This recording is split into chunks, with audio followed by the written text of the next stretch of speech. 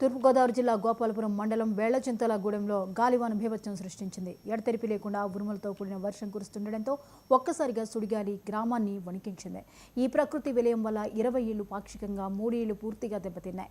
Tornado రూపంలో వచ్చిన సుడిగాలికి 3 మేకలు మృతి చెందగా ఒక దూడ గాలిలోకి ఎగిరిపోవడం అందరినీ ఆశ్చర్యపరిచింది. ఊర్లో మొత్తం విద్యుత్ సరఫరా నిలిచిపోవడంతో ప్రజలు ఆందోళనకు గురయ్యారు. దీంతో గ్రామ నాయకులు సహాయ చర్యలు చేపట్టారు. విద్యుత్ పునరుద్ధరించేందుకు సిబ్బంది పడ్డ కృషికి ఎప్పటికప్పుడు సమాచారం అందిస్తున్న 99 టీవీకి గ్రామస్తులు ప్రత్యేక కృతజ్ఞతలు తెలిపారు.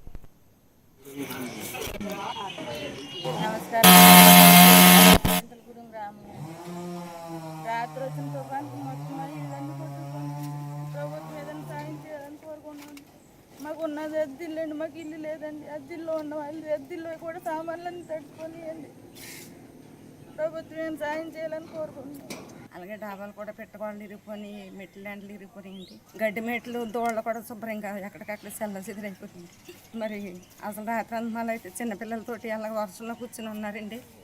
అసలు భోజనాలు అంటే ఎప్పుడు 10ంటికి అందజేశారండి మాకు భోజనాలు. మా ఊరి ప్రెసిడెంట్ గారు అందరూ. గ్యాస్ పొయ్యిలు అసలు ఏమీ లేవండి, అసలు పడుకుంటాక ఏమీ లేవండి. మొత్తం అన్ని చల్లసిదిరైపోయి శుభ్రంగా నీళ్లు ఎక్కడికక్కడ ఎగిరిపోయినాయండి. సెలకలు నిండాను మాకు. మా ఇళ్ళమ్మ సెలకల దగ్గర అంటే మొత్తం ఎగిరిపోయినాయండి. నమస్కారం అండి. మాది వేళ్లచింతలగూడెం. నిన్న సాయంత్రం జరిగినటువంటి వాతావరణ విపత్తు వల్ల చాలా ఇళ్ళు ధ్వంసమైపోయినాయండి.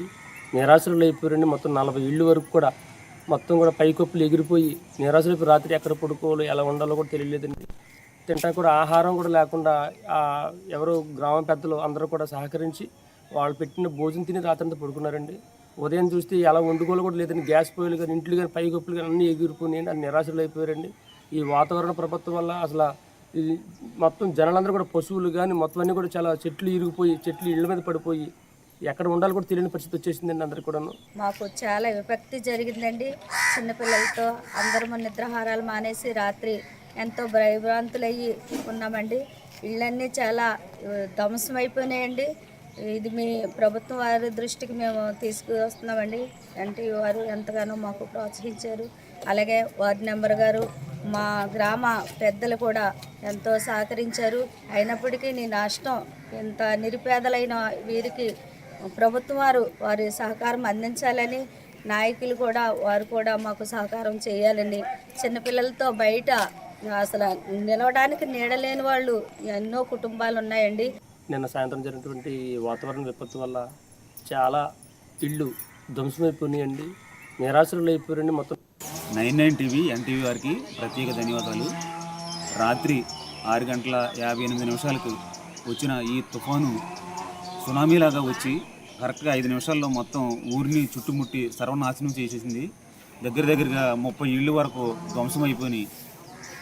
గోడలో మామూలుగా ఇళ్ళు పెంకులు మామూలుగా అన్నీ మామూలుగా కూలిపోయి రాత్రి చాలా దయనీయ స్థితిలో మొత్తం కరెంట్ లేక చాలా అవస్థలు పడిపోయారు.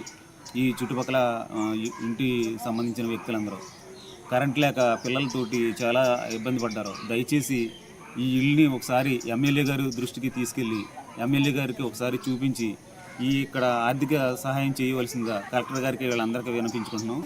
మా గ్రామంలో మరి వాతావరణ పరిస్థితి అనుకోని విపత్తుకు దారితీసింది. గ్రామంలో చాలామంది ఇళ్ళు, అదేవిధంగా మరి చాలా చోట్ల భారీ నష్టం జరిగింది. దీనిపై మరి గ్రామస్తులందరూ కూడా రాత్రంతా గందరగోళానికి గురయ్యి మరి నిద్రాహారాలు లేక మరి తెల్లవార్లు ఈ యొక్క రాబోయేటువంటి విపత్తు